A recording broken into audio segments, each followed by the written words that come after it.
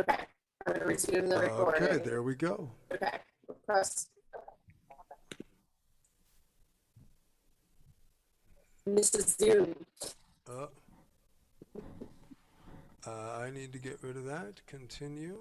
So I need to agree to be recorded. There we go. There we go. Hello, hello. I see some people coming in. That's good, that's good. Greetings, greetings. And welcome to Lineages of Magic and the Age of Darkness. Although we're coming into the Age of Light. But yeah, glad you're all here, and we're just going to vamp a little bit while some more people roll in. And you can just hang out and stay muted for the time being. We will have some sharing time later on. But yeah, maybe I'll play a little bit here to get us started.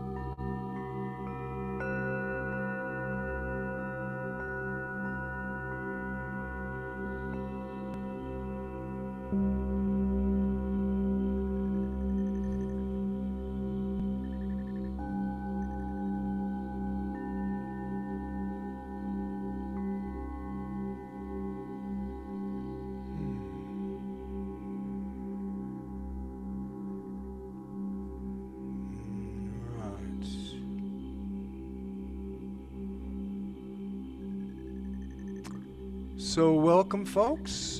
There should be some more people coming in, unless I can't see everybody there. But if you are new to this particular... We're still waiting. We're still waiting? Okay.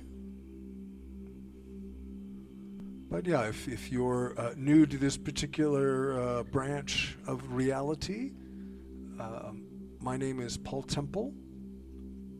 And I've received a body of teachings from my guides as I have opened my sort of magical awareness. And part of this involves remembering our magical abilities, which is really why we're here. As I said, I'm just kind of vamping a little bit while we get some more people in. I think we had 12 signed up. So if anyone out there wants to unmute yourself and say hello, I always love to hear it. And we will be inviting some sharing a little later in, but you want to say hello and where you're coming in from, that would be great to hear. Anybody out there in Zoom land? Yeah, well, I guess not.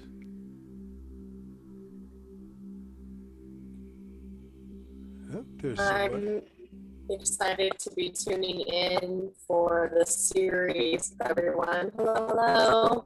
I'm Brielle. Thanks for being here, everyone. If you have any issues with the audio or the video while Paul is up on the stage, feel free to send me a message in the chat. I'm here to help with virtual stage management and the back end stuff. So feel free to send me a chat message if he's performing and you need to ask something. Yeah, great. Thanks so much for being there, Brielle, and helping with that. Hi, I'm Suni. I'm in Ohio in the US, and I just wanted to say hi and thank you. Hey, hello, Suni. Welcome, welcome. Yeah. Nice to meet you. Yes. Ohio, that's great. That's great. Have you been to any of my programs before? I listened just the other night was my first introduction to what you do. Okay. Great. Great. Mhm. Anybody else want to say hello? Hi, Paul. How are you? Good, good. I can't see who that is. You're very small on my screen. So who's that? Leanne. Leanne. Hello. Thank you so much for doing this. Great. Well, thank you for being here and deepening our connection to the magic. So, yeah, I'm happy to be offering this, and it's good. You know, we're really doing this for all beings to help raise the consciousness and the awareness of humanity, and happy that we are here together. We're looking like a smaller group at the moment, but that's fine. And who was that? Somebody else just popped on. Who's that? Hi, I'm Jackie. I'm from Vancouver, and Vancouver. I just discovered you maybe a month ago. And I just wanted to say thank you so much for sharing your beautiful work. It's just brought me to a whole nother level in my meditation and just really allowed some deep healing in my heart space. So thank you. Oh, good, good. I'm happy to hear that. Thank you, thank you. So, and happy you're with us from up north. Yeah, it's interesting to have both Vancouver and Ohio here, because I was just remembering it was 2 years ago, back when we were in PC, pre-COVID days, where I was at a Wanderlust festival up in Whistler and met a lot of people from Vancouver. And then I was also out at a Wanderlust in West Virginia, quite near Ohio, and I met a lot of people from Ohio there. So wonderful, wonderful souls there, beautiful country. Both places are beautiful countries. So. All right. Well, I don't know what's happened to all our others, but we're getting to time where we should jump in. And I'm not getting any messages here that anybody's not able to get in. So, how many of you were able to look at either the blog post or listen to the podcast called Lineages of Magic in the Age of Darkness? Did any of you get to review those? I see Brielle did, but not the others. I took a listen to the to the podcast today. Okay, great. So, but helpful to know that the others haven't, so I can set a little context. But before we actually sort of dive into content and talking, I'd like to do a quick just tuning in and attunement and meditation, so that we get connected a little more in the etheric realms, connecting our hearts. So I invite you to just take a moment, close your eyes, bring your hands to your heart, and just becoming aware of that orb of light in the center of your heart. That's how we visualize the heart center. And I invite you, from the left side of your heart, you send forth a beam of light that goes out and connects with all the other people that are in our program here, up to Vancouver and Ohio, and I can't remember where the other was from. And then receiving that circle back in on the right side of your heart, so that the circle moves sunwise.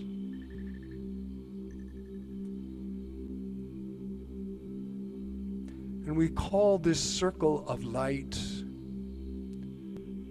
that we may remember our full potential as luminous human beings, And we dedicate this and offer this work to the benefit of all beings, that we may help catalyze awakening the hearts and awakening the skillful means and the luminous skills and the magical gifts of all humans, that we may come back into harmony with the other earth beings and with other beings in other realms and dimensions. And remember that we are all part of this vast universe, and we are connected to this entire universe and all beings in it. And that each of us, as we do this awakening, helps catalyze others to remember all that we can be.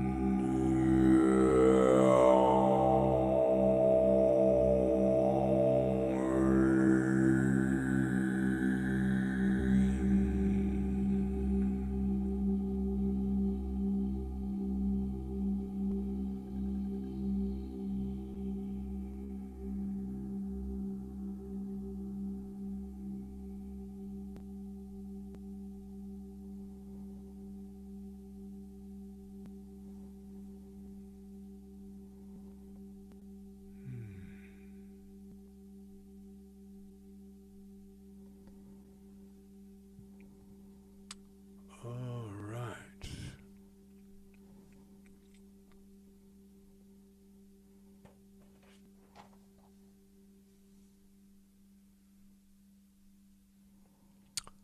All right, so well, now we are all connected because, you know, some of the work happens through the talk and the words that we speak. But a good part of the work also happens through that energetic connection, through our heart connection, through that etheric web. And so it's important that we connect and dedicate. That's part of the magic, the ceremonial work, is in purification, dedication, invocation. Those are all aspects of the magical ceremonial work. And you know, it's a tricky word. As with English, it has different meanings to different people, and it's one word that tries to cover a lot of different things.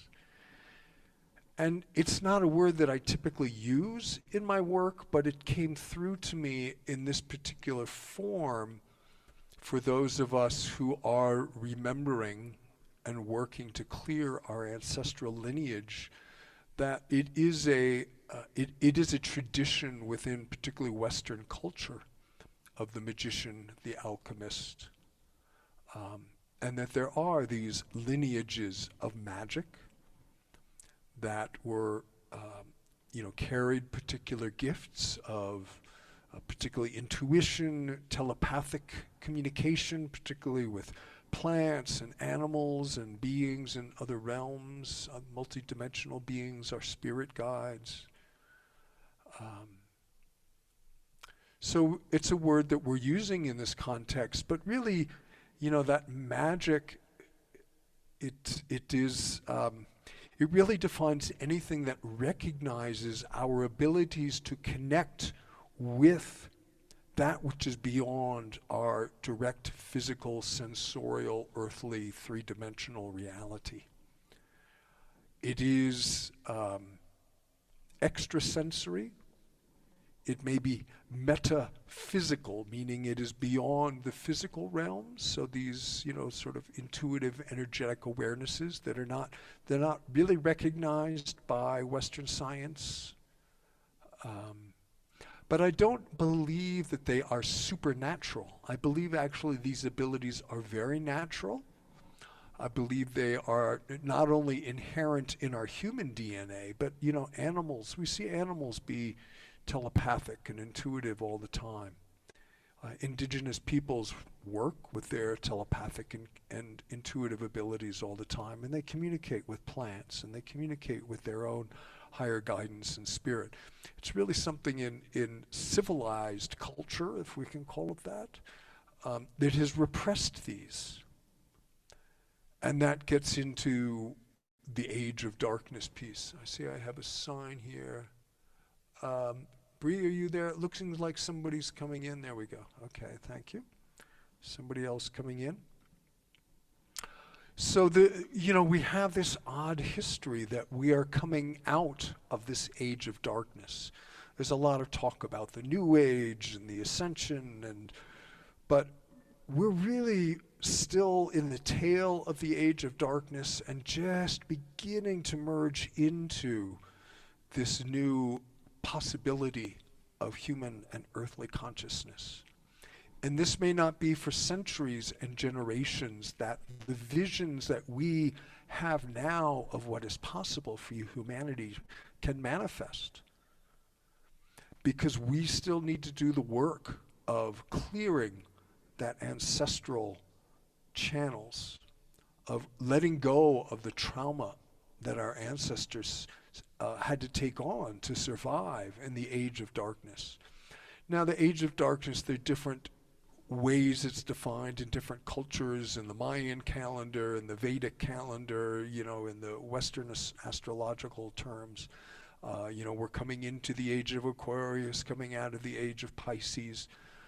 But these are centuries and centuries long eons. So these points of 20 years, 30 years, 40 years, 50 years are very small points. So we're in this place where we're beginning to feel the shift, and it's beginning to open and move and awaken. But we really need to do the work. It's not a kind of automatic ascension. It's we need to clear, and we need to visualize how we can create this future. So my understanding of the work that is important to be doing with human consciousness now has these two aspects. One, clearing out the old residual darkness, fear, trauma, pain that is very embodied in our both individual and collective emotional bodies. For many of us, it's even in our nervous systems. If we carried on family trauma, that might have come through to us as, physical abuse, sexual abuse, psychic abuse, all of these things that are embedded in us that we can release that way. But even within our ancestral wings, our ancestral channels in the etheric planes, those also have become very clogged because of all the pain and suffering that's occurred in those ancestral lineages. And then the second part is creating the new future. Every action that we take manifests and impacts for 7 generations. So what we seed now as possibilities for magical humans will begin to impact 7 generations forward. So it's very important that we start to recognize our evolutionary potential to remember and reclaim these magical gifts so that both we and ensuing generations collectively can begin to be released from all the darkness, from the age of darkness. So Yeah, and the work on, the the field of consciousness on Earth is still very dense. So it takes time and work to begin to unwrap this stuff. It was 160 years ago that America decided collectively in their hearts to end slavery. To me, this was an important heart evolution that collectively, we decided that slavery was a bad thing. But it took a horrible war to end slavery. And here we still are, 160, 170 years later, and we are still unwrapping the density of racism and those supremacist, attachments. And that just is an example of the intensity of the density of the culture, our collective awareness, and how much work it takes to unwrap these glamours and these illusions that have so dominated our culture over the last millennium, 2 millenniums, at least 2,000 years, if not more than that. So the specifics of Lineage of Magic, just to sort of summarize that, is that I have come to believe, and my guidance has told me, that there are families that carried these gifts, these magical gifts in their DNA. I believe all humans have them latently in their DNA, but there were certain families that had it very strongly, that had that kind of starseed implant that helped accelerate that. And those families were repressed. Those gifts were repressed very horrifically in what we called the Burning Times, the Great Inquisition in Europe and America. Similar in North America and South America, because when the Spanish landed in, Mexico and South America, they did the same thing. They just eradicated all the indigenous lineage and wisdom and traditions with horrific torture to try and eradicate these awarenesses and these connections of our connection to divine beings and our connection to the universe. Why that happened, I don't understand. It's just part of the age of darkness. It just got super twisted that these people thought they were doing God's work, and it was just this horrible torture. I don't really understand how they thought they were doing God's work, but they did, and they thought they were doing good. And that's not the point. The point is that we are now unraveling that. And in the karmic perspective, we've all played all roles through this drama of history. The Tibetans say that everyone has been everybody else's mother. Well, we were all slaves, we were all slave traders, we were all slave owners at some point in those incarnations. We've all played the good parts and the bad parts. And the point now is we're coming back to remember that we can remember the truth in our hearts. We can realize this potential. And that our ancestors, we are the ones our ancestors were dreaming of, that can begin to really fulfill their vision of truth and liberty and justice for all. So Age of Darkness, Lineages of Magic. I hope we'll share a little bit later to hear each of your stories, but I assume if you're here that you have some sense of your magical abilities. You might have a family lineage that you're working to try and understand, and are seeking to re-engage, reclaim, reconnect with those gifts, so that you can begin to recognize and realize your evolutionary potential. Some of the tools of magic that I work with, that actually we'll be working with tonight, one is sound in vibration. That's really my primary medium of transmitting the magic. So, I'm talking here, as I said, the words help, But it's when we go into the meditations, when the bowls and the chanting transmit on the heart level, on the vibrational level, a much deeper awareness of our remembrance, helping resonate, awaken. The beings, I'm told that, the guides actually can travel through the vibrational medium and come and connect with each of us to help us remember and wake up and do these kind of energetic initiations.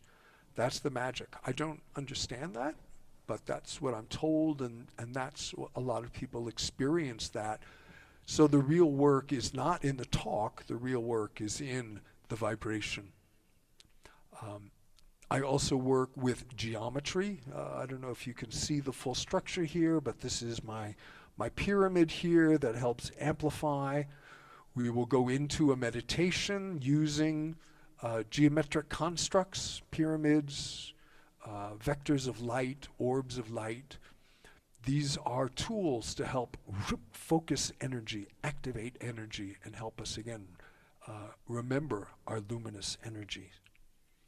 Visualization, vision, these are all tools that help our being expand and awaken and activate our own magical gifts.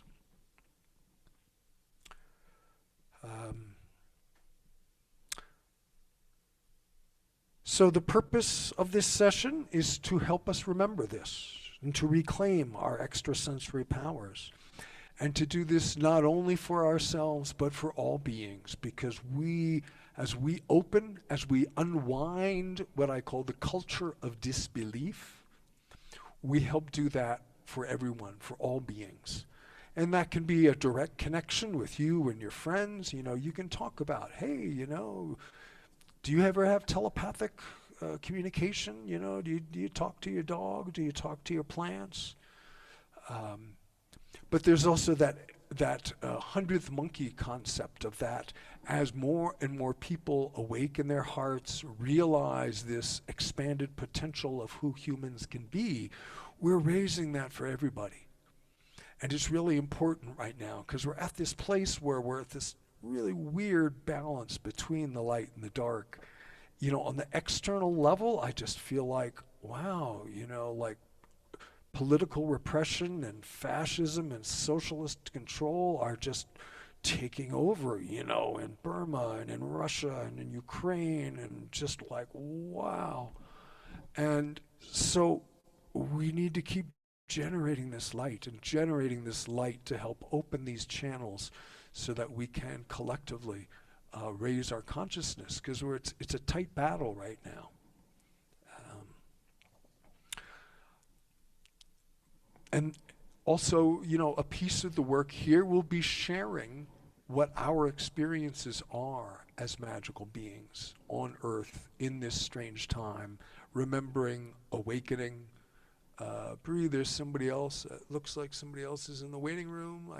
My computer is too far away from me. Are you there, Bree, to let them in? Hello, hello. There we go. Thank you. So this is our first session of 4, and the ensuing sessions have a small fee associated with them. But so I'm just going to do a quick review of what the other sessions will contain so that you can sort of understand the content. So first, today we're going to do a meditation just on Akashic connection and remembrance. So we're going to move into our Akashic, or our soul level memory, through the vibrational field of the bowls, and for you to observe what you may receive, what is there, to remember about your soul purpose, your soul work, your soul lineage, and what is encoded within that Akashic memory is who we are becoming, what our evolutionary potential is. So that will be a first piece of, and it's an important magical power of being able to connect with that soul level awareness. And we can do that through our hearts every day. This is going a little deeper into the Akashic memory. In the next session, we will work on that piece of the past, which is clearing our ancestral channels, opening those up. I've been reminded that, you know, our ancestral connection, our ancestral web is supposed to be a resource, a spiritual resource of power and light and connection.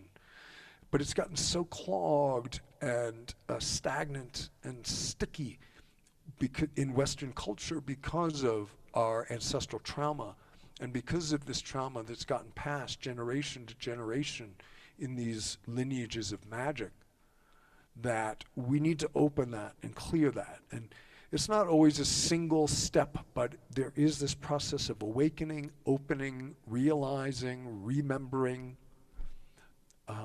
And that also could be, as I said, unwrapping trauma in our nervous system, unwrapping trauma in our synaptic patterning. I went through some deep birth trauma healing about 10 years ago. That was really one of the biggest shifts in my life. And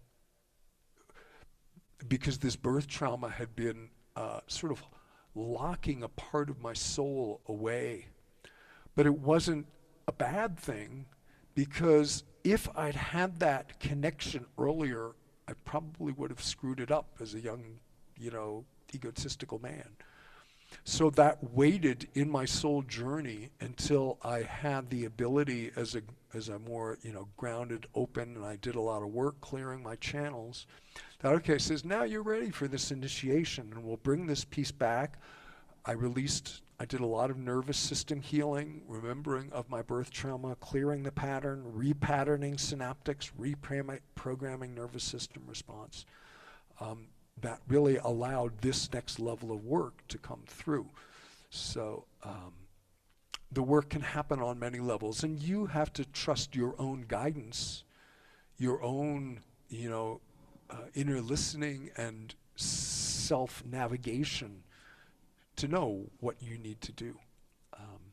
That's really, as the more we tune into our hearts and navigate our lives from our hearts, the more that those soul level rhythms begin to manifest and magnetize.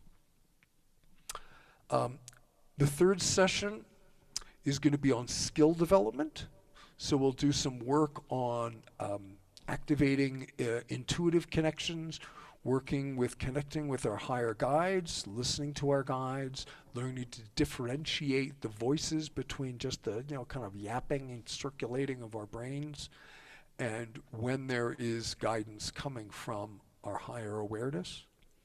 And then also some telepathic work of learning to send and receive from, you know, with other beings. So that's, intuition is our own inner knowing, our own awareness of reading our higher sense. It's kind of like telepathy with ourselves on different dimensions, whereas telepathy is communicating etherically with other beings. So sending, receiving. Plants are a wonderful model. We'll do some work communicating with plants, with animals. There are higher levels of beginning to work with each other, but in this model, we won't have time for that. But we will do some skill development. And then the last one is on moving into the future of envisioning, receiving vision. You know, I have a friend who just went up on the mountain, Mount Evans, for 3 days in the rain and the cold, and did a vision quest to receive vision of, yeah, what is my purpose here on earth?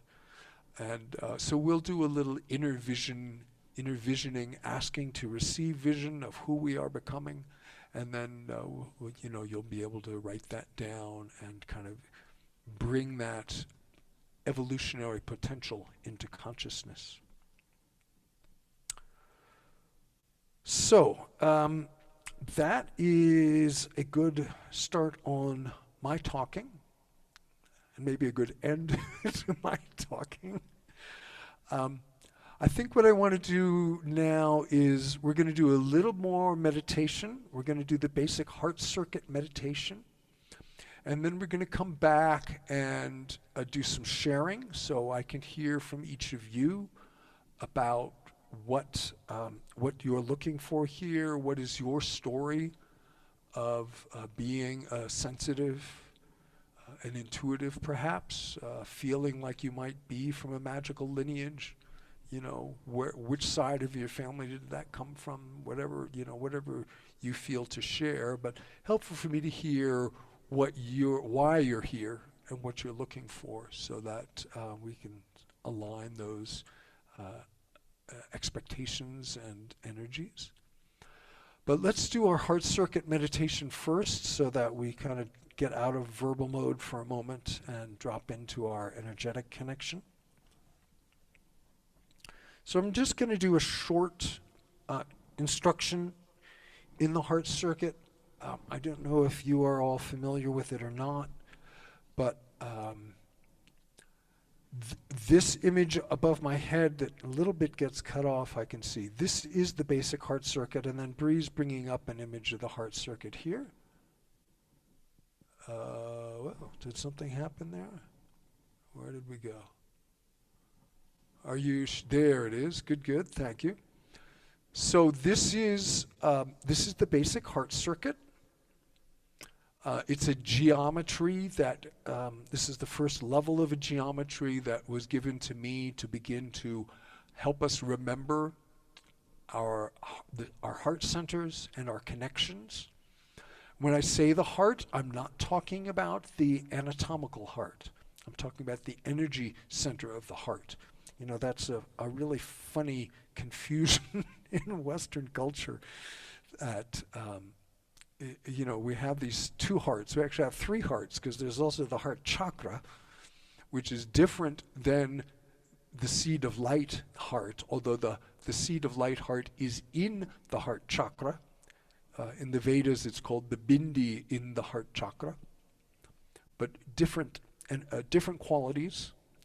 And then there's the physical heart. So you'll see there in the center of this seated figure, there is an orb of light. That's how we visualize the heart, a ball of light, glowing. And then there are 6 axes of light that connect us into quantum consciousness and the grid of light. Yeah, there we go. Beautiful. Thank you. So one going down through the root chakra to the earth, one going up through our crown chakra into the heavens and the stars, and then horizontally in the 4 directions, boom, boom, boom, boom, connecting into the web of light. It's very simple, very powerful. Again, it's a geometric imagery to help us activate our own energetic geometry, our own energetic connections. There are other levels to this as we progress that I will be teaching in the session, but this is the first piece that we're going to work with tonight. So thank you, Bree. You can take that down. So what I invite you to do is to bring your hands to your heart center. And this is the heart center that is in the center of the chest.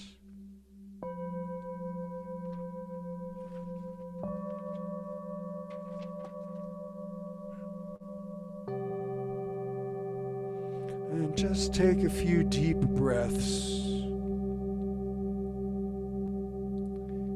connecting into your heart.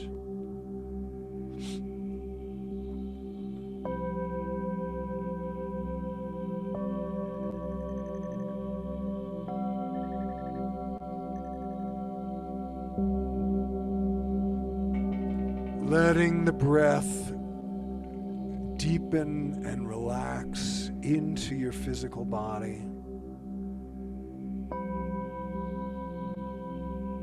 Bringing your awareness inside.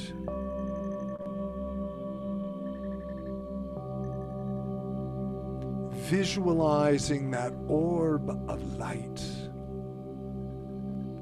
radiating and glowing diamond effervescence.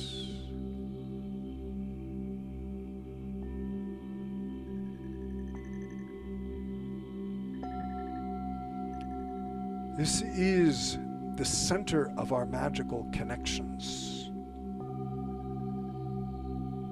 It is where we draw our spiritual power from the ancestors and from our guides, from the heart of the earth, and from the stars.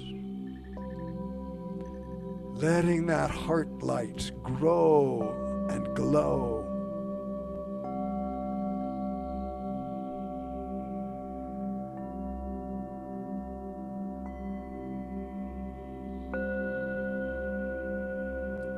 And then from the base of that heart light, sending an axis of light down through your root chakra to the heart of the earth.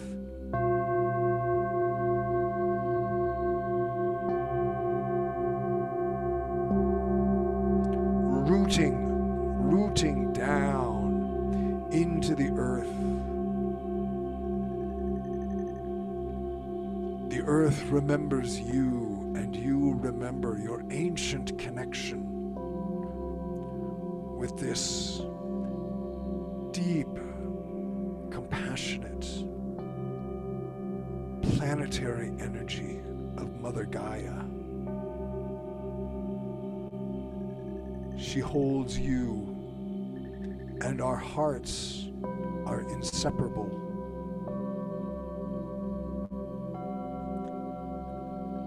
Our hearts and the heart of the earth are one, and we draw great power and wisdom from this connection to the earth.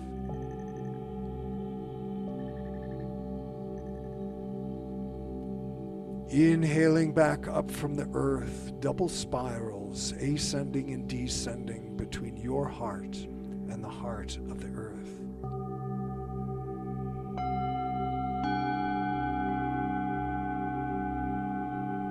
And on your next exhale, we send another spiral of light up through the crown chakra into the stars.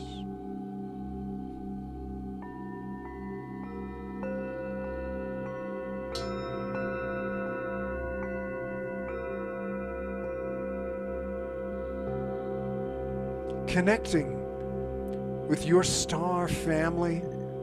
My teacher, Dianyawahu, used to say, "See that star? That's my great-great-grandmother. She talks to me all the time." And then up into the heart of the galaxy. And then up into the heart of creation. The heart of the universe, to which you are always connected, of which we are an integral part. Inhaling back down through your crown from the heart of creation into your own heart. Aligning, opening, remembering you are connected to all being, and all being is connected to you.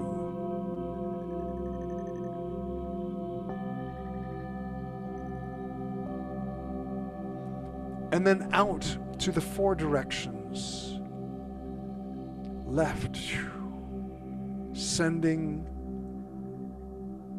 inhaling back. Sending to the right, inhaling back, sending these axes of light that connect into the web of light, the jeweled fabric of the universe, the radiant matrix, forming a cross in your heart. And then front, sending, connecting, inhaling back, behind, Sending axes of light, connecting, inhaling back. So each of these axes is a double spiral, sending and receiving, breathing light through these channels. This is your connection to magical power. We simply need to remember. Remember.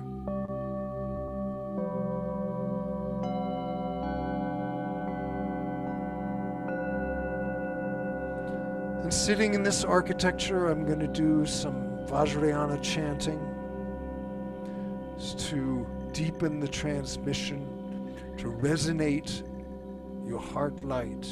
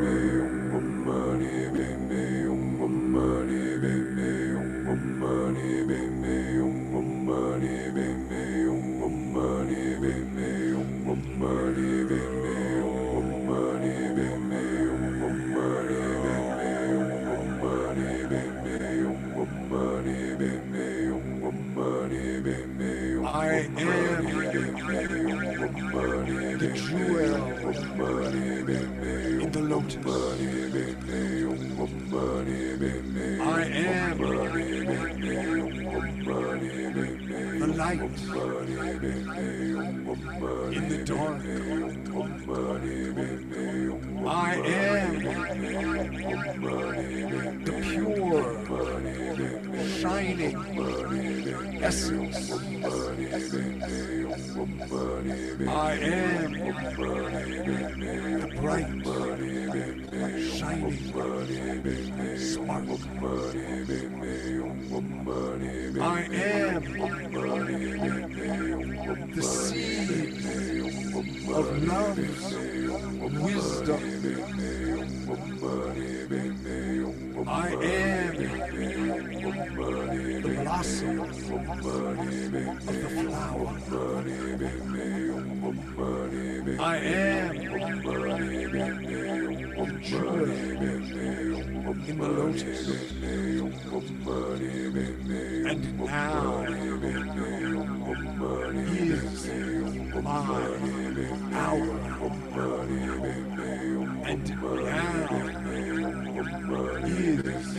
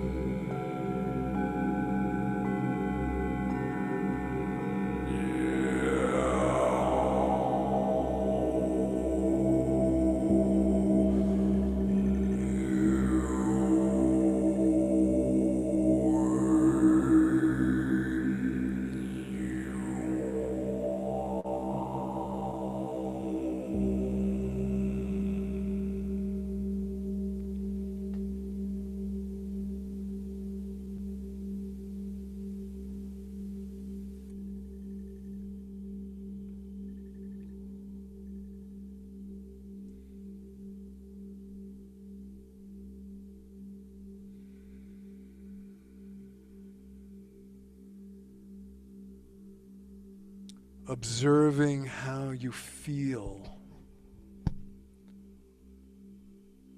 when you are connected into your heart and the grid of light.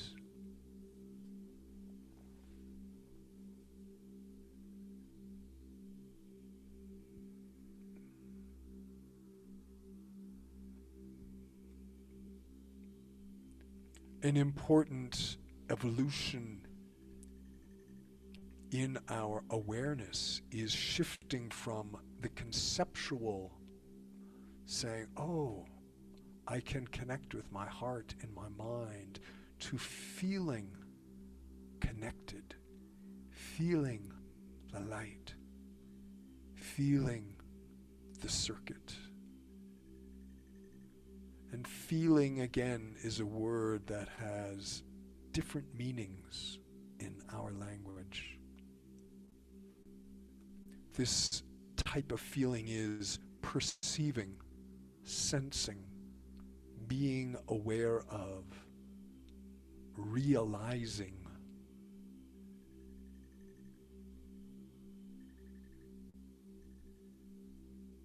And different people perceive and receive in different ways. Through knowing, through seeing, through hearing, through feeling. There are different modes of reception and perception. So just observing as you sit here in your circuit.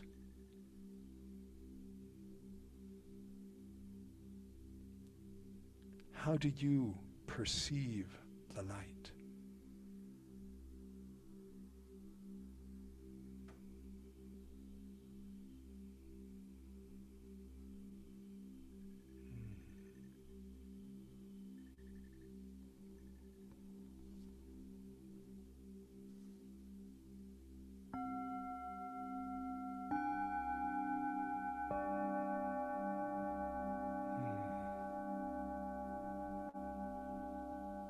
And you can come back into your breath and into your body.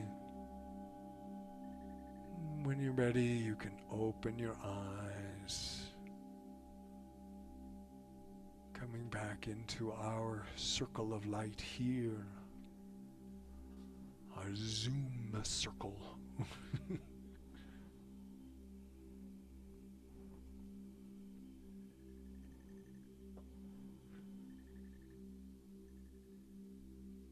So that is an example of a little Tibetan magic. You know, the Tibetans lived way, way up in the Himalayas for centuries and centuries with deep magical practices. And, you know, through the tragedies of Tibet, again, this is the strange irony of conscious planetary evolution, but through the irony of the horrors of what's happened in Tibet, the Dharma, these teachings of Tibetan magic have now come to the rest of the world. The Vajrayana teachings in particular are about activating and awakening the diamond light in our hearts. Vajra is translated as diamond light. And these chants, the visualization practices of the Vajrayana traditions are intended to raise and awaken our consciousness, clear our energetic channels, that we may remember our divine luminous essence. So that's, you know, it's all the same work. It's all the same thing under different names. And the Tibetan bowls are, again, a Himalayan healing tradition. They have a very pure vibrational field that resonates the pure light in our hearts. Resonating meaning as the bowl is vibrating, it wakes up the light in our hearts, that pure field. As so when you pluck a string, you know, another string at the same vibration begins to, at the same frequency, begins to vibrate. So that's the process of resonance. And those Vajrayana mantras carry seed syllables. The Om Mani Padme Hum is the most well-known of the Vajrayana mantras. Very powerful. You know, we see it as magical scripts written everywhere. I have some beautiful mandalas of the Om Mani Padme Hum. It is the seed mantra of the jewel in the lotus, is how it's translated. So it's about remembering that seed of light, that diamond of light within the lotus of our hearts. So again, powerful, beautiful, luminous magic to help us remember and come back into our own power. So a gift from the Himalayas. And I should say these practices that I'm doing are not traditional Vajrayana practices. I did Vajrayana practice for many years. My main teacher, the Venerable Dhyaniyawahu, she's a Native American, but she's also an indoctrinated teacher or lama in Vajrayana practices, both the Nyingma and Kagyu lineages of Tibetan Buddhism. And, you know, in my view, she's an incarnation of Padmasambhava, who was the great Buddha of Tibet that brought Buddhism to Tibet, that then merged with the ancient Bon or pagan magic practices of Tibet. So they have been holding this beautiful awakening package of magic up there for centuries that is now here to help us awaken in this critical time. All right, so what I would love to do now is hear from you about why you're here. What drew you to this particular work and program? Do you have experience, knowledge in magic or in other practices? Is there something in particular that you're hoping to get from this? Whatever it is you feel to share, we can do. It doesn't look like we have a super big crowd, so we can do, 5 minutes, something like that each.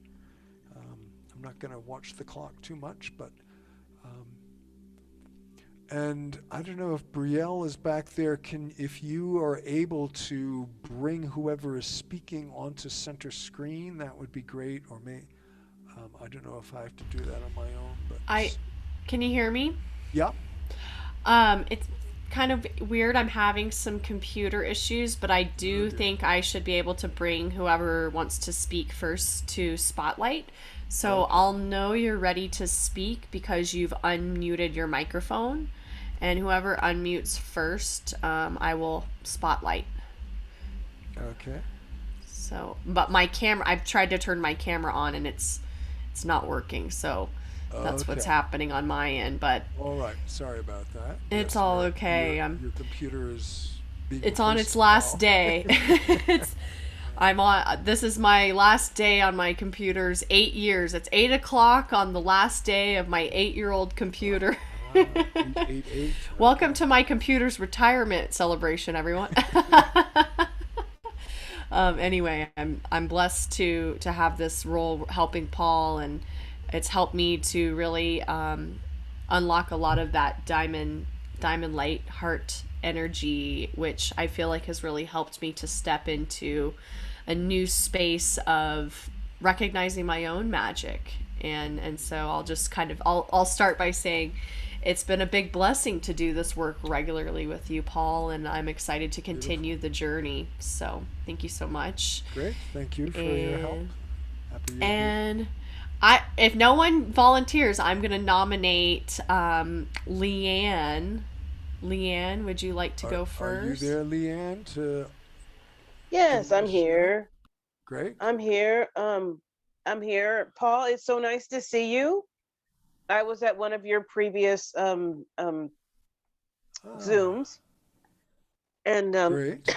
thank you so much for doing this. And thank you, Brielle.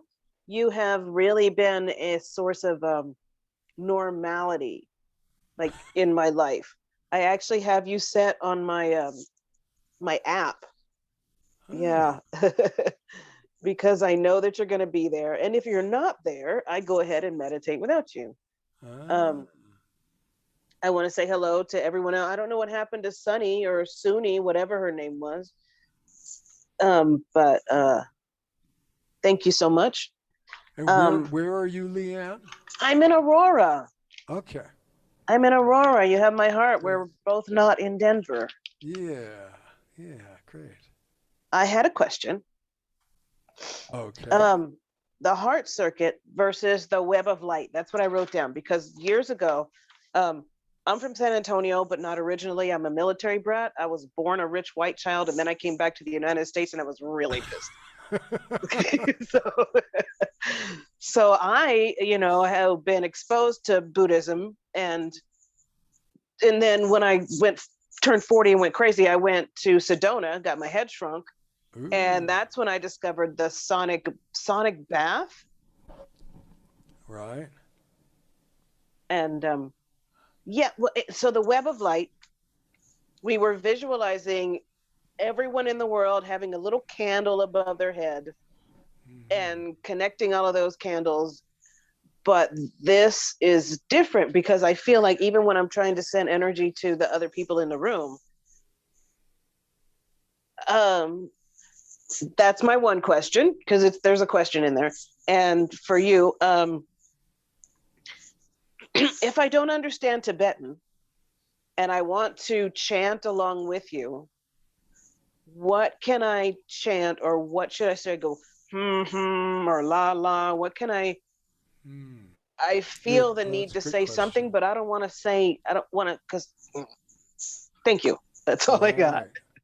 Yeah, great.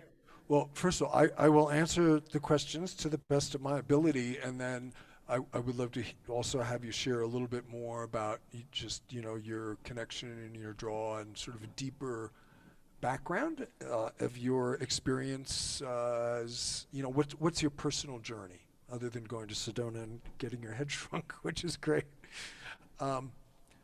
So number one, the web of light. There are many practices from many traditions that all roads lead to the mountain, which is our awakening and enlightenment, if you want to, which is again just a word for our expansion of who we think we can be or who we are as human beings. So to me, it's not about personal enlightenment. It's about raising the consciousness of humanity to realize that we are much, much more than we are taught. And that is a process of enlightening, because it is bringing the light back into our hearts. And there are many magical tools to do this, you know, meditation practices and yogic practices, and just, you know, I mean, there's a huge array and a huge wave of people doing work all to the same intention at this time, all across the earth, and not just humans. You know, I was reminded of the whales. You know, the whales are out there singing, sending this vibrational message to humanity from the oceans to remember. And the whales are in this sick, toxic soup that we've created in the oceans, still saying, hey, you know, we're here. Remember, we are all beings of light. So this particular practice was given to me by my guides. I have a particular guide named Althor, who is sort of my primary connection. And, you know, I asked Althor, I said, well, am I Althor? Or am I part of you? Or are you part of me? He goes, well, you are Althor and you are not Althor. And that is just the way it is. You know, it's like we are and we aren't. We're connected, and there's not an ego thing that I am Althor the great and terrible, you know. So I was gifted these teachings of the heart circuit and this helping people remember their heart. And, you know, it's similar to Vajrayana practices, but it's not a Vajrayana practice. It is a starting point for people to begin to connect into their own wave and their own heart wisdom. You know, some people, as they deepen into it, the heart circuit becomes an infinity symbol. Each of the axes, rather than being a line, becomes more circular and fluid, because they're then taking the work and evolving it into their own evolutionary pattern. So it's a starting stone. And to remember that, yes, we are connected into the grid, we are connected to the earth and to the stars, and where it takes you from there is really your evolutionary path. So you know, when you're doing a practice with a candle on the head, I've seen other practices of, you know, I'm a lighthouse sending light out into the dark. There are all these beautiful images that speak metaphorically and imagistically and envisioned into our subconscious and our collective conscious to help us remember. And there's no right or wrong or good or bad to them. They all are, and to empower us. So, so I think that's the first question. The second question about chanting. So one very simple, you know, I have a good friend here in Boulder named Jonathan Goldman, who's kind of a world famous sound healer and really kind of brought sound healing to the fore over the last, you know, 30 or 40 years. And he's written a book called Humming, of how powerful just humming, which is generating vibration, non-syllabic vibration.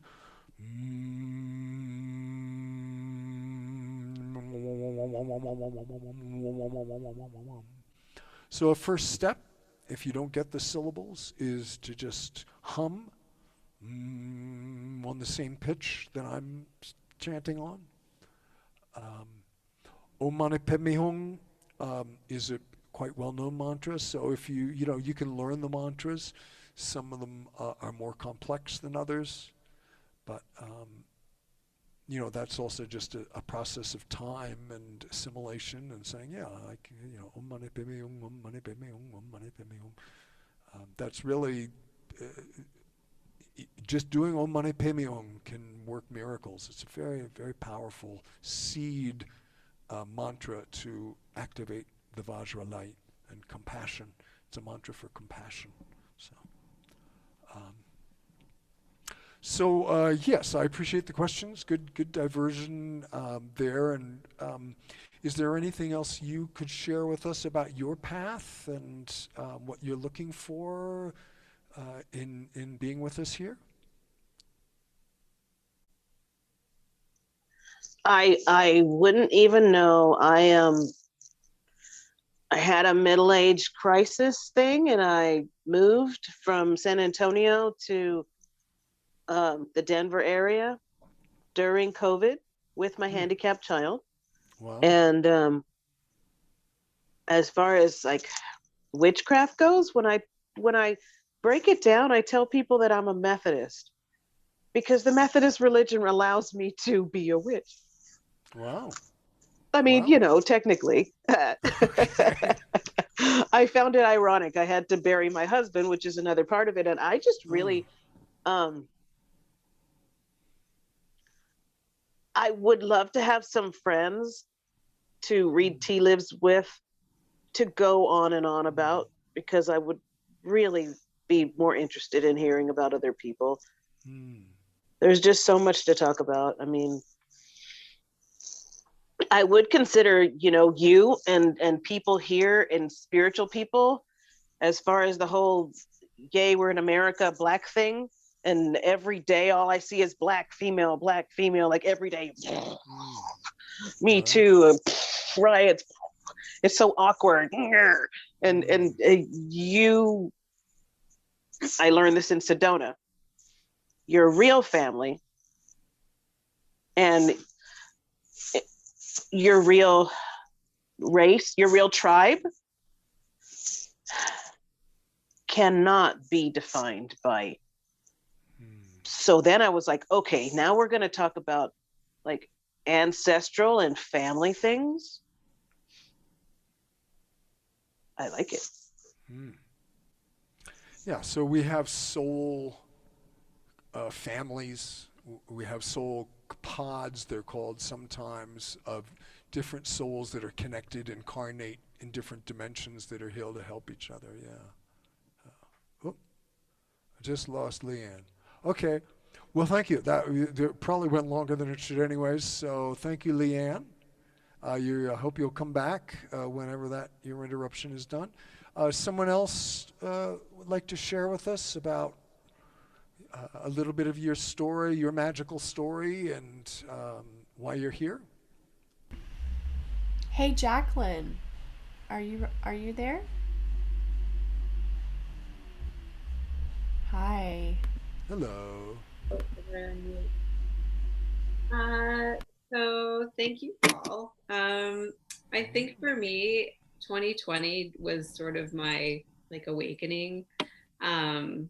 I had a huge, and I can kind of relate to Leanne a little bit. I totally had a huge crisis, biggest trauma ever in my life, and I just like packed my car up and moved across the country. And a lot of things have just been coming up for me, and a lot of signs and synchronicities, and a lot of me just sort of learning and exploring and working through some stuff and healing and expanding consciousness. And I had a history a while ago of working with energy and doing energy healing, but I kind of like didn't really know anybody in my world that was involved in anything spiritual, and I kind of was a long time ago. Right. And I think I've been just really curious about re-exploring to see if I, still have some gifts in that area. But what really drew me is just a lot of stuff's been coming up, just information regarding ancestral trauma and ancestral wounds, and part of my heart healing. Some things are coming up, and I'm kind of like, are these my things, or are these like stuff I'm carrying in my genes? And so this sort of just fell into alignment with just seeing different posts and different blogs and YouTube videos talking about the subject. So then when this came up, I thought, I don't know if I have any, history of, magical ancestors or whatnot, but the idea of seeing what this would be about as far as maybe working through any kind of ancestral healing or trauma is sort of what drew me. And then just Right. also too, I've made it part of my evening practice to tune in and listen to some of the Oh, beautiful. heart sound bath meditations, because I just found them to be really, really powerful for me as far as elevating my frequency and really opening up, which what I think has been quite a blocked space for me, because I noticed Right. how much more in the heart space I am the next day and throughout my day, and so I've seen quite a bit of that change on how I've been feeling and where my frequency's been at. So that's Great. why I joined in with it. Yeah, beautiful. Well, thank you. I'm reminded as you speak that when I was studying with my teacher, Diane Oahu, one of the in our early telepathic and in development trainings, learning to differentiate when something is our own or when something is coming from outside or from another source is the first layer of filtering, and that's sort of a skill to develop. So like, ooh, all of a sudden I'm feeling yucky. Oh, that's not really me. That's coming from that person over there, and I'm just picking up on it. And then you learn to shield it. So the fact that you were questioning whether, oh, is this something ancestral? Well, it is part of you and it's in you, but it's also, yeah, that's something that you can begin to differentiate, clear. If you feel it coming in again, you say, oh, no, we're not going there. You can put that back. And as we do the ancestral session, which is in 2 weeks, yeah, you'll actually have even better clearing of those channels. But yeah, that's an important skill of that sensitivity to know where those things are coming from. So, and where are you located now? I'm in Vancouver, You're Vancouver. Okay, and where did you move from? Ontario. Ontario. Okay, Ontario. Yeah. Okay. Yeah, that's a long, beautiful drive, but It was, yep. yeah. So were you in Toronto? No, closer to Ottawa. Okay. All right. I know that part of the world. My wife is actually from Thornhill, which is part of outside of Toronto. So I've spent a lot of time at Muskoka and in Ontario. So, but anyways, lovely to have a Canuck here with us, and happy you're joining, and thank you for sharing. Others, someone else there? I can't read the names because my computer's too far away. So, Hello. Hi Hello. there, is that Irene? Oh, it is. Hello. And I'm going to play something because I feel I have a special connection with Paul Temple because of our teacher. Whoop. Irene Nichols.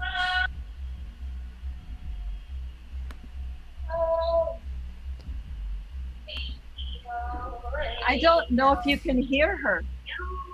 So suspenseful. In the background, I play. I recognize the voice. Yes, I recognize the voice. I can't hear what she's saying, but a very distinctive voice. Yes.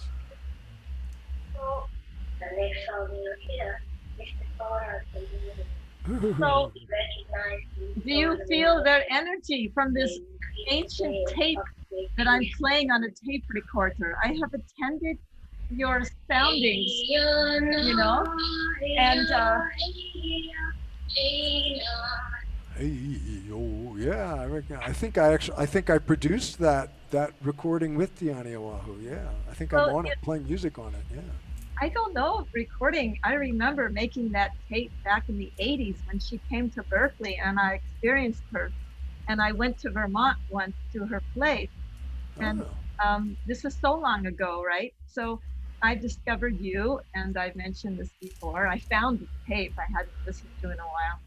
I just wanted to play it. And so I'm here because I feel a resonance with you, and you recite in your presentations the mantras I love the most, like the Gayatri and well, all of them really, but Right. especially, you use these mantras, and I have many years of being in Buddhist sanghas too, so they're familiar, Vajrasattva, whatever, and the Indians mantras, whatever you use, it's the Buddhist, the medicine Buddha. So I wasn't. So the Tibetan mantras and the Sanskrit, Tibetan and Sanskrit are very, very close. They're both Yes. seed languages, so they overlap a lot and they have a lot of commonality. So, Yes, and they resonate with me, certain ones more than others. And I have a different spiritual tradition that uses sound and mantra from Bulgaria, from a master, Petadunov, Petaduna, from the early 20s. Quite, most people don't know about. So I wasn't looking for anything ancestral necessary at this time, but this is what you were offering. And I thought, well, I have not done anything but your Sundays and your other things on the internet, YouTube and things. So Facebook, I mean. So I just thought maybe I'll pursue this and do this series with you. Not real sure. I go into surgery on the 23rd, and I've been kind of accumulating people that would help support me in what I do. I work with sound healing too, and I just don't do much internet, but you've been, recently for a couple of months now, a real nice anchor to visit. Yeah, so I really appreciate it. beautiful, beautiful. Yeah, it's so nice to, you can't see me, but someday maybe it'll work out to get Right. the right thing working in the computer. But I love seeing the people coming to this also and hearing from them. Yeah, I'm So in you're Northern California. You're in Berkeley, California. Okay. No, I'm not. I was back in the 80s for 4 years, then to Hawaii. And for the 22 years past, I have been in the Sonoma County area of California. Oh, okay. Beautiful, beautiful. So that's a recording you made of Dahani when she was in Berkeley, is that it? I believe so. Otherwise, why Okay. would I have that little tape, that I've Right, all these right. years? That's all I can remember, unless I had the original and copied it once or something. I gave it to someone. Right. I can't, it's so far back, I can't remember. Interesting, interesting. Yeah. Well, those chants, I recognize the chants, and I actually produced a number of recordings with Dahani when I was living in her community in Vermont. And we played music together a lot, and then we produced meditation tapes that had that particular chant on it. That's called the morning chant. It's Yes. the chant that you sing as the sun is coming up to greet the day. Wow. Well, I wonder if those things are still available in another form, not tapes. I don't know if it was cassette tapes in those days. Right, I don't know if it still is, because what her work has evolved. So the meditation instruction tape that I made with her back in 1982, the constructs of the visualizations changed, so it's not applicable anymore. They went from 2-dimensional images to 3-dimensional images, and so I don't think that she's distributing those anymore. But anyways, lovely to hear from you, and happy that you're joining us. And I hope that even if you're not dealing with particular issues of lineages of magic and ancestral trauma, that yes, the work is here to be opening and help us all remember our luminous essence and evolutionary potential. So I'm grateful that you're here with us. Thank you, thank you. Well, I attended your last thing on the ancestors and enjoyed that. So I thought, and it's good for preparation for surgery too, just to clear whatever. Yeah. You want your ancestors to have to be with you in surgery and help hold light for you. So yeah. Thank you. All right, thank you. Who else is there? So we had Joy on, and she has sent a message in the chat that says, "I'm so sorry, I need to log out. Thank you so much. Beautiful as always." But Okay. other than that, it is just a small group tonight. Okay. And I wanted to mention something about that. I know that our event page said that we had several people buy the full series, and I have it marked as full series plus replay videos. So we might have had some people who purchased for tonight and bought the full series, Right. knowing they couldn't come but wanting to get the replay. And I'm just kind of foreseeing that, as it Yes, gets two warmer. people and- actually emailed me just this afternoon saying they were hoping to be here and they couldn't, and they wanted to get access to the replay. So that's Yeah. why we were talking about the Zoom recording.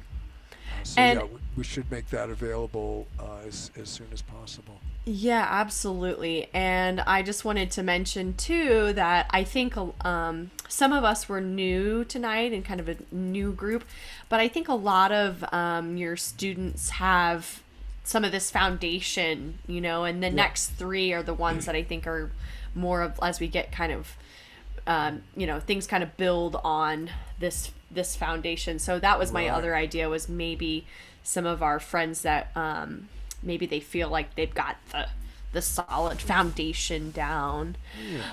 But I wanted to just jump in, and I'm sorry, I'm gonna try to see if my video will turn on one more time. It's looking like it's still not wanting to.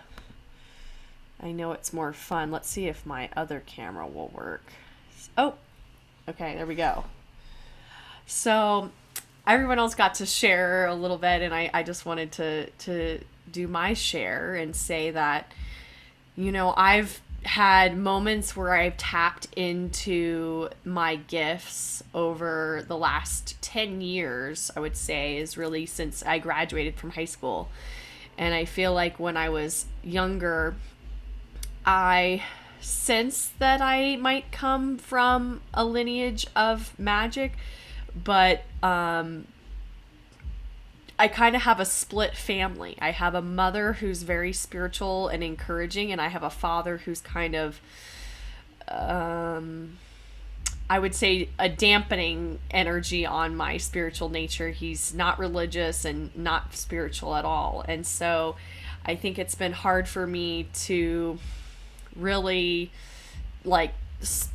grow into my gifts when I feel like I can really, I think I heard from multiple people in the group, like, it's been hard because a lot of us haven't had somebody to talk to about these topics, and there's this sense of kind of feeling alone with it.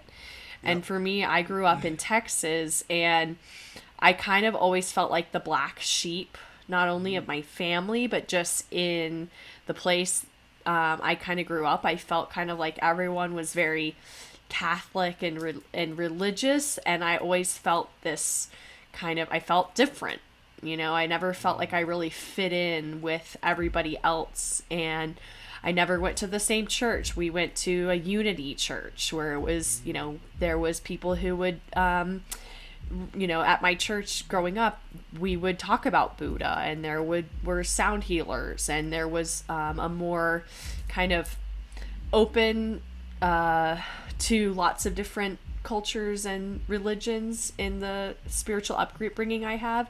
But I was surrounded by people who were very much Catholic or Episcopalian, and that's kind of the box that they were in. And so Right.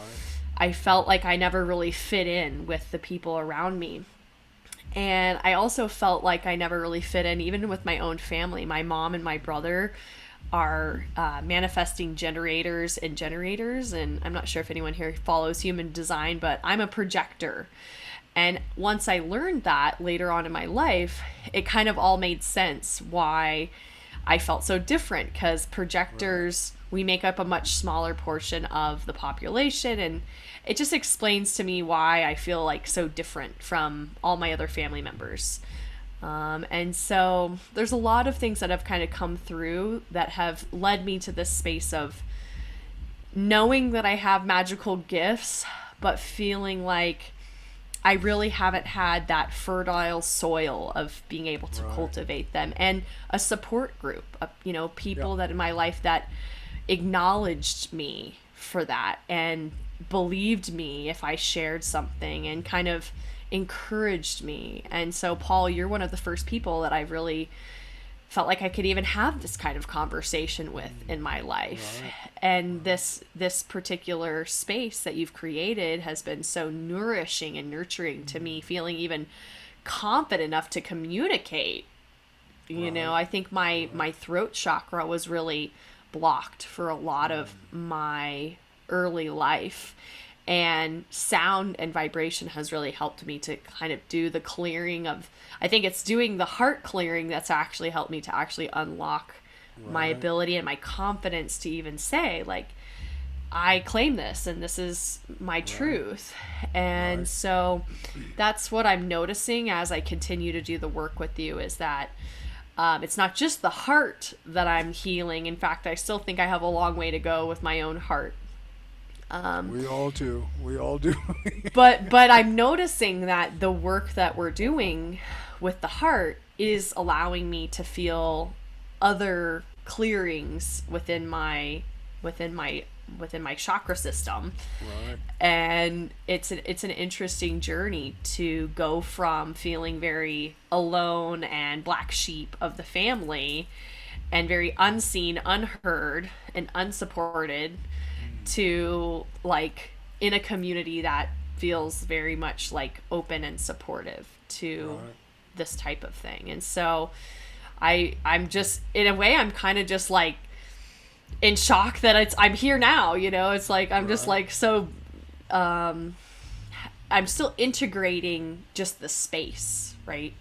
Of having that shift from feeling like alone to feeling like I'm part of something that's and part of a community of Yep. people who are Beautiful. really Beautiful. wanting to bring this part of themselves out and share that they have these gifts.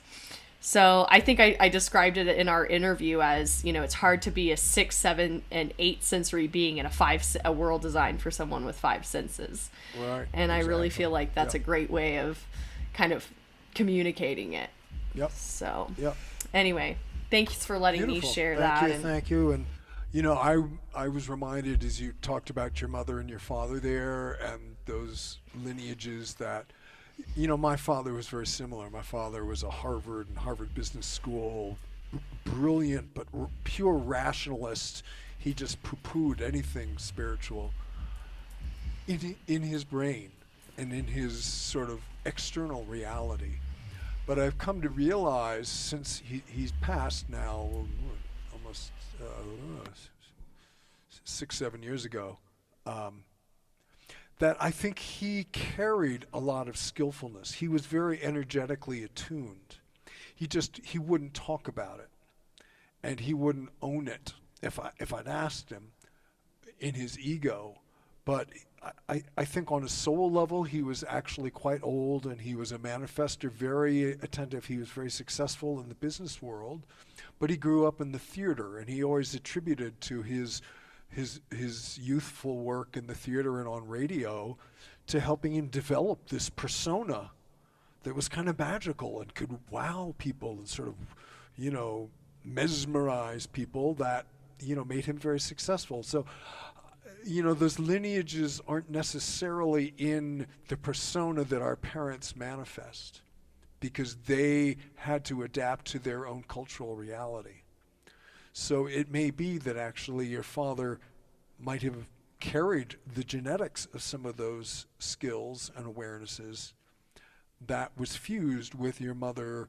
And again, that's what happened for me. I mean, my father was the one who shut down. You've heard this story, but when I was a young boy, I had these 2 spirit friends, Mr. Wolf and Mr. Fox, and to me, they were very real, and I would talk with them and play with them, and they were, just so real. And one morning, my father just slammed, because I started talking about them like they were real, and he just said, "No, you will not talk about them again. You will not bring them up here. They are not real. You need to end this," like it was this game. And it shocked me, and it just took that right out of me.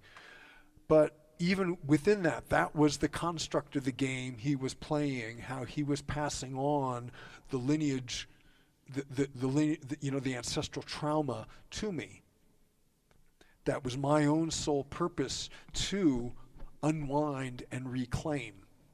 Because when you look at his lineage, it's very powerful lineage of just, our Scottish Stuarts and just, these kind of deep, rigorous old souls that are in his family lineage. And, my mother was also highly intuitive, very gifted, much more aware of it in her life, traumatized in very different ways. She grew up in Georgia in the 1920s, and, we're just beginning to hear now about the horrible oppression of the KKK and the Jim Crow.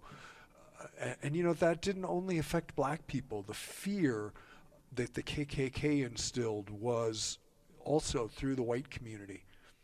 And my mother had a black mam, who was her nursemaid, and all of a sudden she was taken away, and then the Depression hit. So, their gifts were also repressed and shut down. My mother was, kind of crazy. She was institutionalized later in her life, but that's the way that the lineage and the trauma and the distortion and corruption of the gifts manifests in our family lineage. So thank you for bringing that up. It's interesting when I've asked myself and just intuitively felt through this question of which side, which side is the side that's bringing the magic in? Which side is the witch? Which is which, right?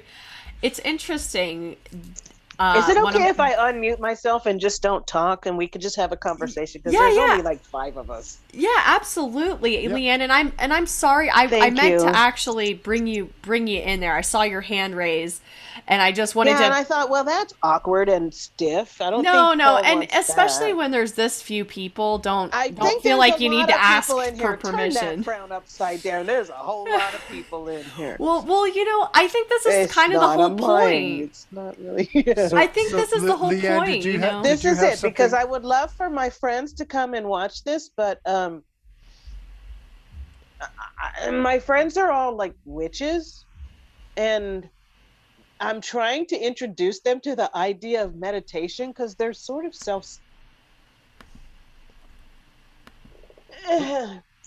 you were having a conversation. Did we lose you, Leanne? Something happened there. No, you're here. She's still here. Okay. I'm here. There you are. So I wanted to just finish my thought there, if you don't mind. I just was gonna say, I when I asked which is which, and I'm actually gonna pin everybody that's here with their camera on, and if you'd like to come up, or here, I'll just pin everybody that's still here, right? So here we all are. Now we all should be. I've pinned everyone. I don't know if everyone can see. I think it will switch to whoever's speaking now, in terms of the Zoom. So when I ask which is which, I end up going back to this thing I read in one of my first magic books called Real Magic by Isaac Bonowitz. And one of the very foundational things in that book is what's in a name, everything. It's this idea that the vibration and names really do create this magic, right? And so yeah, and like just, the word, right? The word is this very powerful magic. And so when I think about my name, my given name, my mother picked my first name, but it was really inspired by my father. And then my last name is it's my father's name is my last name. And my name is very unique. I'm actually the only Brielle Renee Bataille in the world. And so right there in my name is like a really powerful piece of my own personal magic. And when I discovered that, I really there's this power in that. But when I kind of had that processing of that whole idea and concept, there was this power in magic that I felt like my dad is part of the magic, right? Which is which. I feel like my father's lineage in giving me this unique name, you know, like Althor, I think that's a very unique name. I feel this magic of my name and that's part, you know, such a big part of me and part of my essence and the vibration. And there's this idea that we choose our name before we even incarnate. And because so, it sounds like a name that a lot nobody did. Brielle. You cut out for a minute there. I couldn't hear the first part of what you were saying. What did you say, Leanne? Can you say that again? It sounds like the kind of name that a lot of people would have thought of.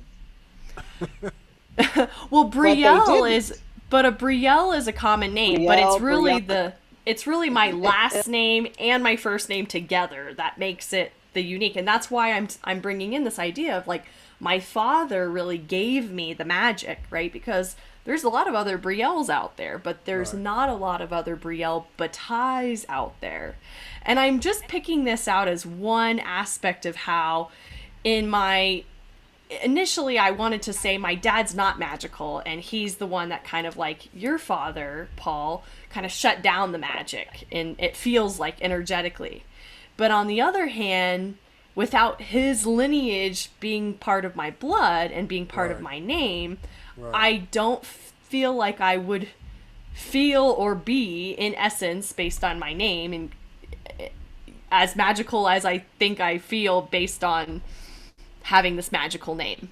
Right. So it's this really interesting thing to think about. And I've done a lot of like, how is it that the part of my family that feels on the front end not magical really has and we don't know that because they have, it's been so repressed and so indoctrinated and so shamed and so ridiculed that they can't admit it. And particularly men, it's very difficult for men, but I think my father was very intuitive, very gifted. He was very savvy about, he and I shared this beautiful piece of land together. So anyways, I'm aware we're running down on time, and I want to do the concluding Akashic meditation. Okay. And I think what we'll do is I'm just going to kind of wind out of that and not have any sharing at the end of that. I invite you to get some pencil and paper to write something down, because you may get some insights from it. What does this say? I can't. So we're going to go into this Akashic meditation. You may receive information. That's the invitation, is for you to receive information in whatever way you happen to receive information. Some people feel it. Some people hear it. They see it. They know it. My method is there's just the information sort of appears spontaneous. It's called spontaneous knowing. But it has a particular quality that I can differentiate from my just, daily chatter. But writing down after the meditation is very important, so that it sort of brings it back into your three-dimensional consciousness. So good to have some pencil and paper ready to write with. And then we'll go into this. And I'm just going to kind of, as we close the meditation, I'll do a little bit of a sign off, but we're not going to have further sharing afterwards, because we're just running out of time here. So, all right. So I get my funky knee set here. Let's start again by bringing our hands to our hearts.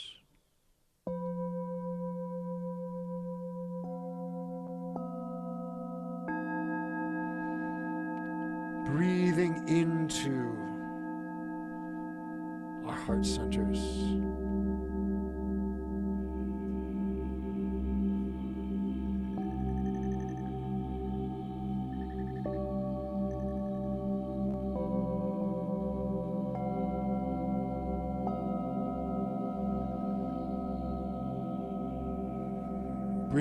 Letting the breath deepen and bring your awareness inside.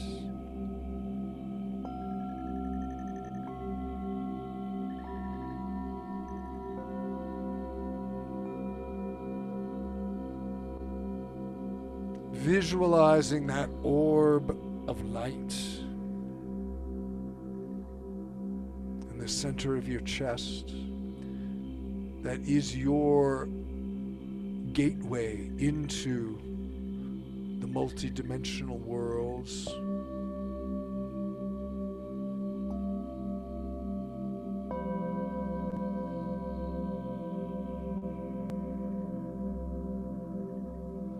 And I invite you to envision that orb of light growing and growing until you are sitting immersed in the center of your orb of light, your heart light.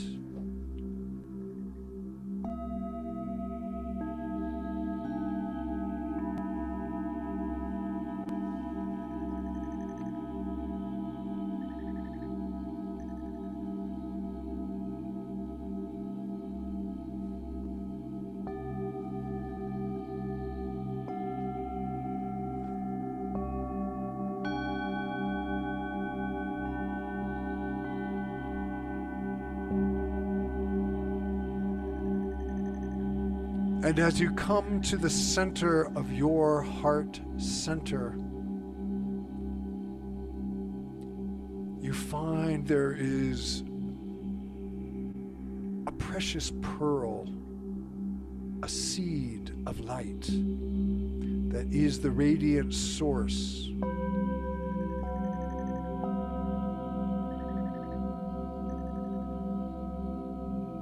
That is the seed of your Akashic memory, your soul wisdom. It is encoded with your soul history and your soul potential. It's like a magical crystal ball encoded with light. Energetic codes circulating inside it. It is alive and vibrant.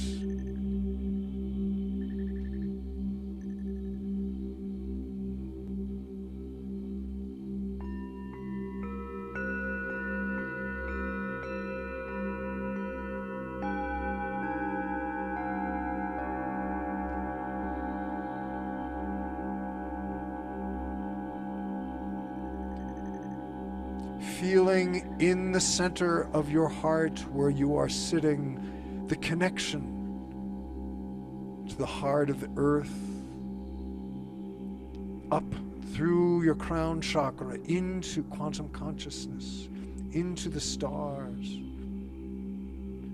out to the four directions.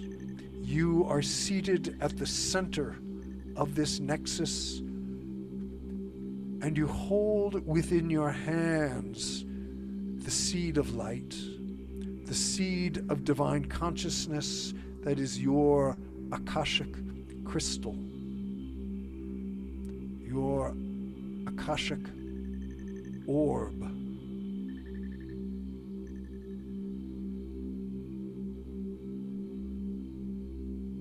And I invite you to ask of this orb of your own higher soul consciousness.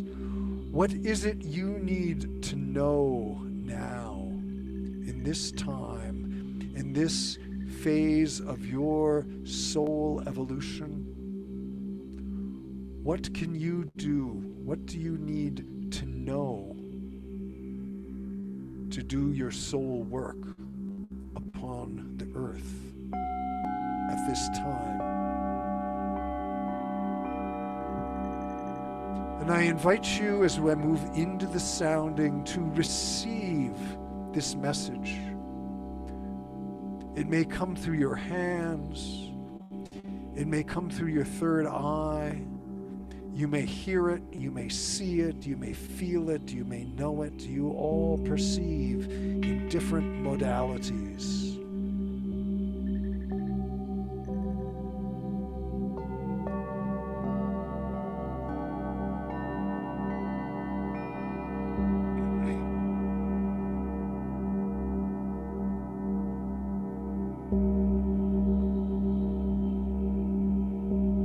guardians, protectors of the light, ancestors, and keepers of these dear souls in our circle here now. We come seeking insight and knowledge that we may do our work on the path of life, on our earth walk.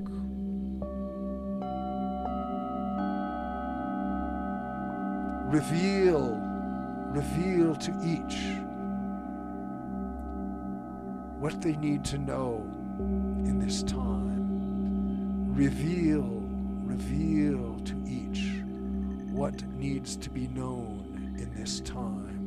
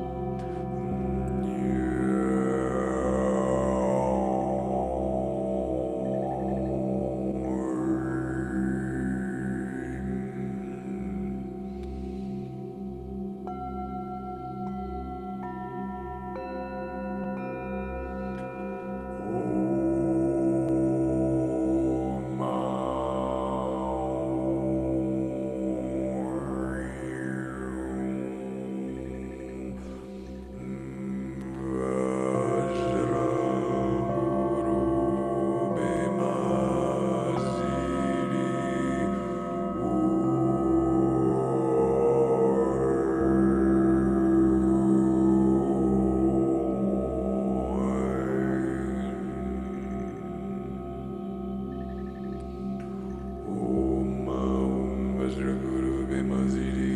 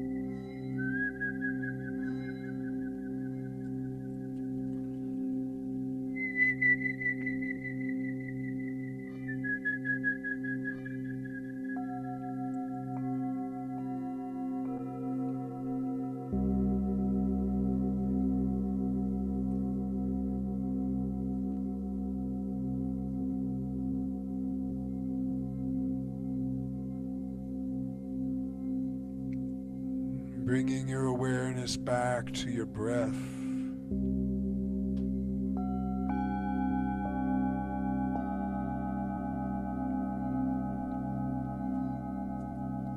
Remembering yourself sitting in the center of your heart orb.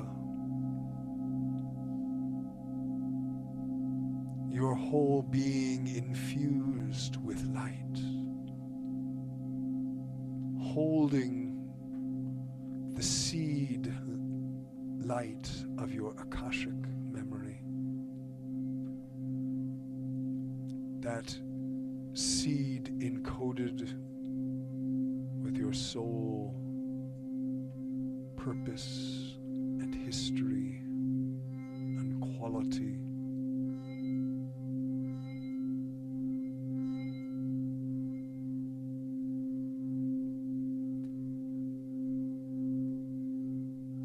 Releasing the orb, remembering in your conscious awareness, whatever it is you need to remember from your journey, from your transmission.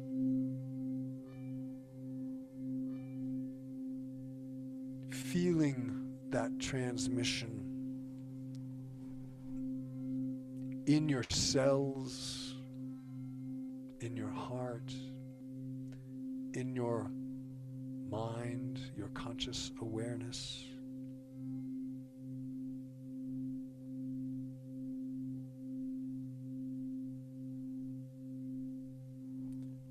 You may receive further insight over the next day, the next 24 hours, as the channels were opened and begin to connect and permeate.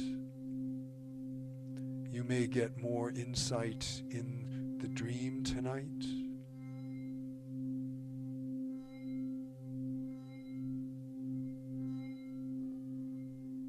Perhaps you received something very specific, and perhaps it was more an energetic, experiential transmission that may take time to integrate. So observe over the next day or so if new information or insight or perception or feeling begins to come into your awareness. It's not always an instantaneous aha.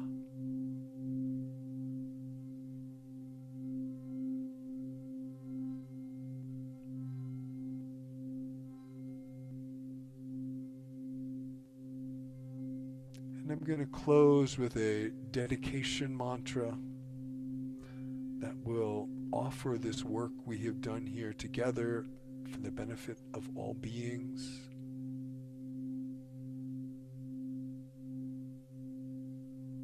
And I hope as we close that we'll see you again in 2 weeks.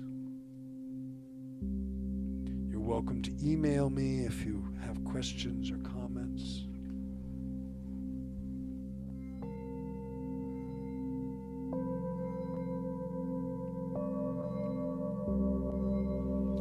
This is the Tibetan dedication of merit.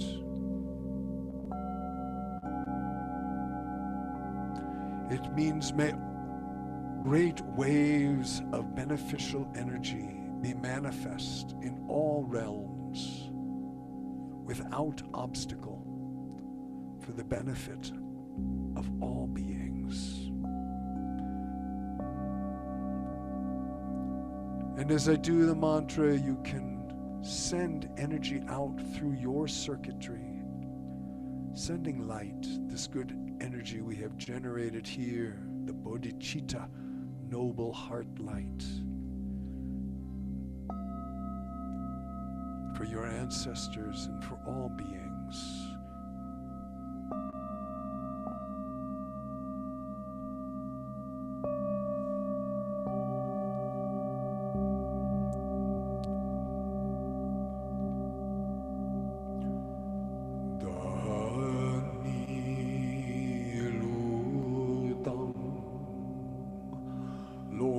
Shogitsarche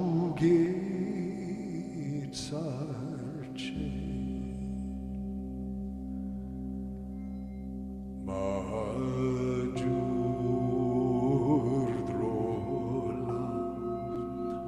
Pampamed Partam Drodon Labjin Gegmed Drub Pashog Drodon Labjin Gegmed Drub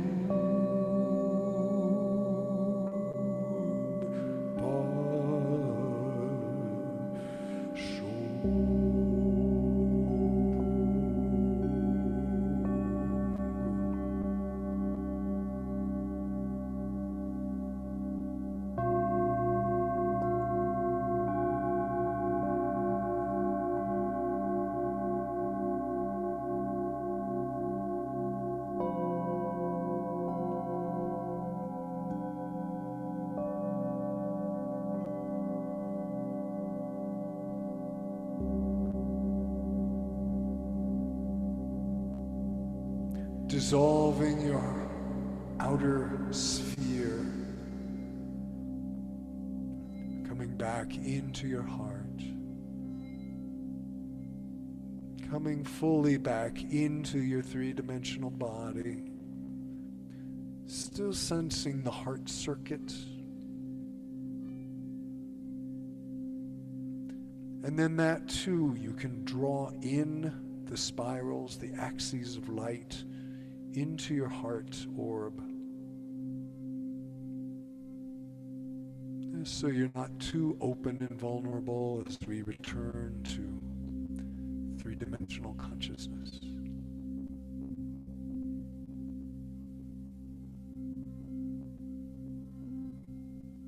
I invite you to take time as we close to integrate, write, just be with your journey of receiving and connecting with your Akashic memory.